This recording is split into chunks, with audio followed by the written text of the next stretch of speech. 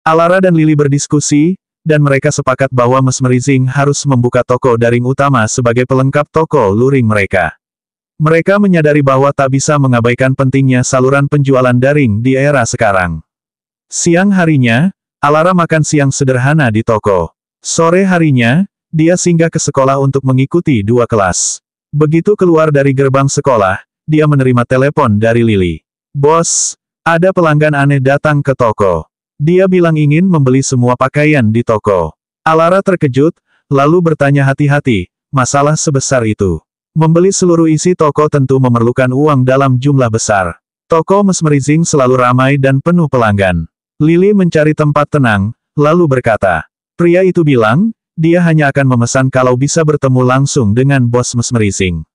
Alara mengerutkan kening. "Bertemu denganku. Siapa dia? Saya sudah menanyakannya. Katanya namanya Valen." Alara menghela napas. Orang gila itu lagi. Omong kosong apa yang dia ucapkan sekarang. Aku sudah memutuskannya dan jelas mengatakan bahwa aku hanya menyetujui keinginannya karena terpaksa. Di hari perpisahan itu, di gedung biliar, bukankah dia sendiri yang bilang hubungan kami hanya sesaat? Dan sekarang dia datang lagi, menghabiskan uang sebanyak itu hanya untuk menemuiku. Wajah Alara berubah dingin. "Katakan padanya, aku tidak akan menemuinya." Lily yang lebih berpengalaman bisa menebak bahwa ada sesuatu di balik nada suara Alara. Ia menurunkan suaranya. Dia bilang, "Kalau Anda tidak datang, dia akan menunggu di toko sampai Anda muncul." Alara menyipitkan mata, nada suaranya penuh ejekan. "Kalau begitu, biarkan satpam mengusirnya. Jangan sampai dia mengganggu jalannya bisnis." "Baik," jawab Lily. "Saya akan memanggil petugas keamanan." Di toko Mesmerizing, Valen diusir di hadapan banyak orang oleh petugas keamanan. Ia merasa sangat dipermalukan, wajahnya merah padam oleh amarah. Kapan terakhir kali dia, seorang tuan muda menderita penghinaan sebesar ini? Alara hanya memanfaatkan kenyataan bahwa aku menyukainya bukan. Dengan penuh kemarahan, Valen melaju ke kantor pusat Mahendra Corporation, mengabaikan larangan asistennya dan langsung menerobos masuk ke kantor CEO. Begitu masuk, bau alkohol menyengat langsung menusuk hidungnya. Valen mengipasi hidungnya dan mengerutkan kening. Kantor itu berantakan, dengan botol alkohol berserakan. Jiro duduk linglung di kursinya, matanya merah dan dagu tak terawat penuh janggut. Selena duduk di sampingnya sambil terisak. Maiko buru-buru merampas sebotol alkohol dari tangan Jiro. "Kakak, berhenti minum." Valen menatap pemandangan itu dengan terkejut. "Ya Tuhan, Jiro sudah gila." "Kaulah yang gila," seru Maiko. "Jiro tidak pulang semalam. Saat Selena dan aku datang, kami menemukannya seperti ini. Kami cari tahu, ternyata Ross memblokir Jiro." Karyawan lain di luar ruangan mengintip dan mencium bau alkohol yang menyengat. "Ya Tuhan, apakah ini Presiden Mahendra yang cerdik dan tenang? Mengapa ia seperti pemabuk tak terurus?" Maiko segera menutup pintu, menghalangi pandangan orang luar. Valen menatap Jiro dengan khawatir. "Waktu Alara memblokirmu, kamu tidak begini. Ada apa sekarang?" Jiro menggumamkan nama Alara dengan samar, lalu tiba-tiba memelototkan matanya. "Jangan sebut Alara di depanku. Itu kutukan," teriaknya. "Semua karena dia, Ross meninggalkanku. Kenapa dia belum mati saja?" Tak ada yang tahu seberapa penting Ross bagi Jiro. Itu adalah krisis terbesarnya sejak memimpin Mahendra Corporation. Bisnis menurun, tekanan dari Dewan Direksi meningkat, dan ia jadi bahan cibiran. Anak muda tak berguna, perusahaan akan hancur di tangannya. Dalam tekanan itu, muncullah Ross. Ia setuju untuk bekerja sama. Bersama Ross, bisnis bangkit, reputasi Jiro membaik, dan Dewan mulai memujinya. Jiro bangga, percaya bahwa dengan Ross di sisinya, ia bisa membawa perusahaan ke puncak dunia. Tapi kini Ross menghilang, memblokir semua kontak. Keyakinan Jiro mulai runtuh. Ketukan di pintu membuyarkan lamunannya. Maiko cepat-cepat membuka jendela agar bau alkohol keluar, lalu mempersilakan tamu masuk. Manajer Departemen Pemasaran masuk, wajahnya cemas. "Presiden Mahendra, klien VIP lain baru saja membatalkan pesanan mereka. Setelah kami analisis, 78% pelanggan ternyata tertarik pada desain Ross. Sekarang Ross pergi ke Mesmerizing, ini sangat merugikan. Ditambah lagi, berita bahwa Alara memutus hubungan dengan keluarga Mahendra membuat citra perusahaan hancur. Saham anjlok." Jiro tetap terdiam, tak menanggapi. Maiko menghela napas berat. Baik, kami akan melaporkan ini ke Dewan. Anda bisa kembali ke kantor. Setelah manajer pergi, Selena menangis. Ini salahku, aku bahkan tidak bisa membantu keluarga. Maiko hanya diam. Ia sudah tidak tahu harus berkata apa. Jiro menatap layar ponselnya, halaman obrolan yang kini tak bisa dikirimi pesan karena diblokir. Dia sangat menantikan hari Rose akan muncul di depan publik. Dia harus membawanya kembali, bahkan kalau perlu menjadikannya pacar. Agar Rose tak akan pernah meninggalkannya lagi. Waktu berlalu cepat. Kurang dari 5 hari lagi menuju penampilan publik Rose. Pagi itu, Alara selesai sarapan dan kembali ke sekolah lamanya, Liberty High School. Sebelumnya, dia mendaftar sebagai sukarelawan festival olahraga musim gugur untuk mendapat kredit tambahan. Acara sempat tertunda hingga Oktober, tapi kini mulai lagi. Sesampainya di sekolah, taman bermain dipenuhi siswa yang ceria. Alara bertugas mencatat hasil lomba lari 200 meter. Kompetisi baru dimulai setengah jam lagi, jadi ia mengenakan lencana sukarelawannya dan duduk di meja. Ia mengeluarkan ponselnya, berniat memotret sekolah itu dan mengirimkannya pada Alvaro. Bagaimanapun, ini adalah alma maternya. Alara, seorang anak laki-laki tampan dan sopan berlari menghampiri dengan senyum cerah. Kau juga jadi sukarelawan. Aku juga di bagian pencatatan lompat tinggi. Alara menoleh. Ternyata itu Ethan, teman sejurusannya di universitas, jurusan desain busana. Ethan menarik kursi dan duduk di sebelah Alara. Ngomong-ngomong, Alara, kamu ikut daftar American Fashion Visionary Award.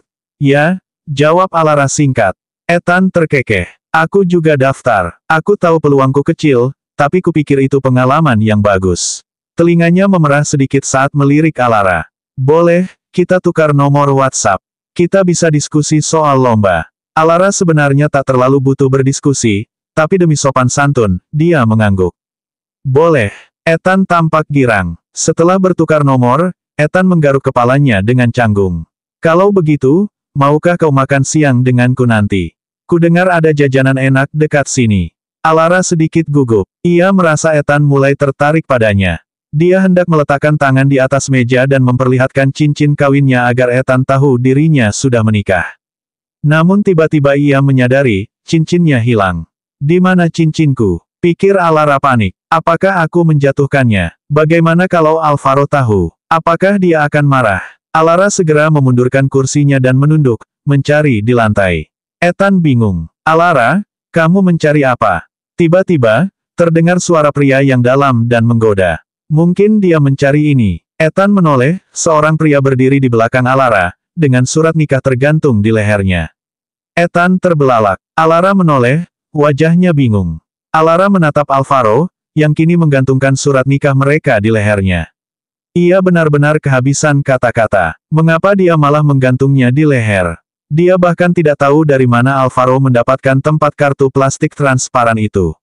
Surat nikah mereka telah dimasukkan ke dalamnya, lalu digantungkan seperti lencana. Sampul merah cerah dengan tulisan emas, surat nikah, kini berkilau mencolok di dadanya, menarik perhatian kemanapun dia melangkah. Alara tak tahan lagi melihatnya.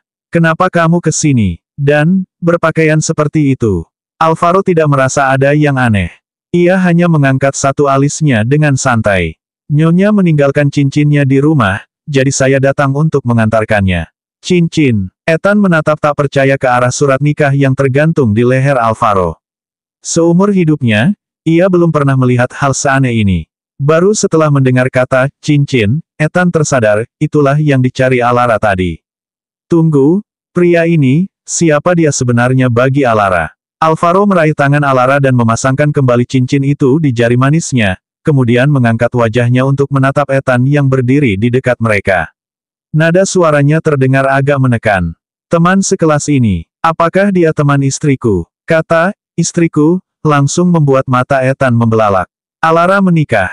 Kapan dia sempat jatuh cinta? Reaksi pertama Ethan, itu tidak mungkin. Tapi sekarang, suaminya bahkan menunjukkan rasa sayangnya di depan umum, dengan menggantungkan surat nikah di leher. Terkejut dan gugup, Ethan menelan ludah. Halo, Alara dan aku hanya teman sekelas. Aku ada urusan, jadi aku pergi dulu. Mana mungkin dia masih berani mendekati Alara. Setelah berbicara, Ia segera lari terbirit-birit. Aura Alvaro jelas menunjukkan bahwa dia bukan pria biasa. Dan, bukankah pria ini mirip Alvaro yang terkenal itu? Namun, Alvaro yang itu, masa dia mau menggantung surat nikah di leher? Itu, mustahil. Alvaro, mana mungkin dia melakukan hal sekonyol itu hanya untuk menunjukkan kemesraan di depan umum. Melihat Ethan pergi, Alara menghela napas lega. Namun surat nikah di leher Alvaro benar-benar menarik perhatian di taman bermain yang penuh orang. Alara akhirnya tidak tahan dan menutupi dadanya. Bisakah kau cepat-cepat melepaskannya? Ini memalukan. Alvaro hanya terkekeh pelan, jakunnya bergerak naik turun. Di mana kau menyentuhku tadi? Menyentuh dadaku siang bolong, apa kau sedang mencoba memanfaatkanku? Alara langsung tersipu dan menarik tangannya. Siapa yang menyentuh dadamu? Aku hanya mau melepas surat nikah itu. Dan, bagaimana kau bisa masuk ke area sekolah? Alvaro memandangi tangannya, lalu bergumam seolah terkejut, tangannya lembut sekali. Alara mengerutkan dahi. Hari ini, Alvaro mengenakan kaos putih longgar, tampil tinggi dan bersih. Angin bertiup membuat rambut hitamnya menari-nari dan kaosnya berkibar, membuatnya tampak seperti siswa SMA yang baru lulus. Ia duduk di kursi relawan yang disediakan di tepi lapangan, lalu menarik satu kursi untuk Alara dan duduk di sebelahnya dengan santai. Guru SMA saya melihat Instagram dan tidak percaya kalau saya sudah menikah. Dia bersikeras ingin melihat surat nikah. Sebagai mantan siswa teladan, tentu saja saya harus memenuhi permintaan guru. Alara menahan tawa. Teladan, siapa yang dulu dilaporkan seisi sekolah karena sering berkelahi, dan menjadi cinta sekaligus mimpi buruk para guru. Alvaro merentangkan kaki panjangnya, menyeringai setengah senyum, lalu menatap Alara dengan dalam. Sayang sekali, begitu saya datang, saya melihat ada pria yang meminta nomor WhatsAppmu, mengundangmu makan malam. Alara kita rupanya masih jadi incaran banyak orang ya. Ia mencondongkan tubuh lebih dekat, bibirnya membentuk garis berbahaya. Nyonya, bagaimana pendapatmu tentang pria itu? Saya tidak mengganggumu kan? Alara merasakan nada aneh dalam suaranya, lalu memukul lengannya tanpa suara. Apa sih yang kamu pikirkan? Jangan bicara ngawur. Saya ingin menunjukkan cincin kawin sebagai tanda kalau kamu sudah menikah, tapi ternyata cincin itu tertinggal. Di mana kamu meletakkannya di rumah? Alvaro tidak marah saat dipukul. Ia malah memegang tangannya dan mengusapnya lembut. Di meja rias kamar utama. Alara mengingat-ingat, sepertinya waktu itu ia sedang mengoles krim tangan, dan lupa mengenakannya kembali. Siswa mulai berdatangan ke lapangan untuk lomba lari 200 meter. Alara memandangi surat nikah yang tergantung dan mengeluh, sampai kapan kamu mau memakainya? Tolong lepas ya, aku malu. Alvaro diam sejenak. Malu. Ia menatap Alara dengan tenang, lalu menjilat bibirnya pelan dan berkata dengan nada sedih, aku tahu Alara. Sebenarnya kau tidak menyukaiku ya. Menikah denganku membuatmu merasa malu. Alara terkejut dan segera menggeleng. Ia sadar telah berkata kasar dan tidak seharusnya begitu langsung. Aku tidak membencimu, juga tidak merasa malu. Aku hanya panik tadi dan bicara tanpa pikir panjang. Alvaro menunduk, suaranya lemah dan seolah patah hati. Tapi kata-kata saat emosi kadang mencerminkan isi hati yang sebenarnya. Tapi tak apa, kau tak perlu memedulikan perasaanku. Aku bisa menghadapinya sendiri. Alara merasa bersalah. Ia segera mendekat, memegang tangannya erat. Aku serius. Aku sungguh mengagumimu. Aku bahkan tidak pernah menyembunyikan status kita, kepada siapapun aku langsung bilang kamu suamiku. Tanpa pikir panjang, ia melepaskan surat nikah dari leher Alvaro dan menggantungkannya di lehernya sendiri. Lihat, sekarang aku yang pakai. Aku benar-benar menganggapmu luar biasa. Alvaro menatapnya. Benarkah? Alara mengangguk mantap. Benar. Kalau begitu, bisakah Alara memanggilku, sayang? Sekali saja di depan umum.